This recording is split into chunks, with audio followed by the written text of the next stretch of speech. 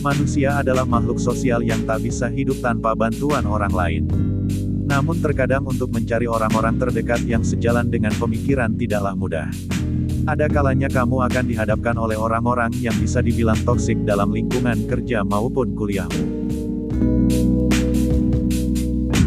Sebenarnya ada beberapa cara jitu untuk menghadapi orang-orang seperti itu agar kamu tidak terus-terusan makan hati. Kamu harus lebih bijaksana dalam mengambil keputusan karena semua hal yang telah ditakdirkan di dunia ini pasti ada manfaatnya, tak terkecuali teman yang toksik. Untuk penjelasan lebih lanjut, simak pembahasan ini. 1. Introspeksi diri sendiri. Semua orang pasti setuju bahwa segala hal yang dilakukan di dunia ini pasti ada timbal baliknya. Jika saat ini kamu berada di lingkungan toksik, pasti ada beberapa sesuatu dari dalam dirimu sendiri yang bisa mendorongmu masuk ke hal buruk tersebut. Mungkin saja saat ini sikapmu terlalu buruk di mata orang lain, sehingga karma telah menghukummu. Cobalah sesering mungkin untuk introspeksi diri agar kamu bisa lebih baik daripada sebelumnya. Jangan terburu-buru menyalahkan lingkunganmu yang buruk itu, lihatlah ke dalam dirimu sendiri apakah kamu memang benar seseorang yang baik atau tidak. Percayalah bahwa suatu saat kamu akan mengetahui hikmah dari semua ini. 2. Bersikap biasa-biasa saja. Terkadang hidup di dunia ini harus mengikuti arus yang mengalir.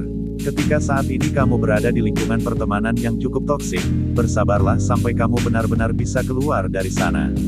Tahanlah segala ego dan amarah demi tercapainya tujuan hidup meskipun memiliki kolega yang tak sehat.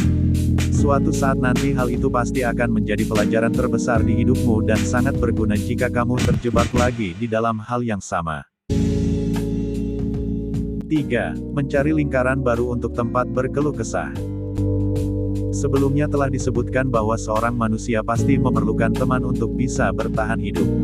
Ketika lingkunganmu yang toksik itu tidak bisa diandalkan, cobalah untuk mencari lingkar pertemanan baru agar kamu bisa merasakan bagaimana persahabatan yang sesungguhnya. Ketika mencari circle yang baru, kamu akan merasakan bahwa beban yang selama ini dipendam sendiri bisa hilang seketika. Ingatlah bahwa tempat berbagi keluh kesah terbaik adalah seorang sahabat yang merelakan waktunya untuk mendengarkan serta memberi solusi terhadap semua masalahmu.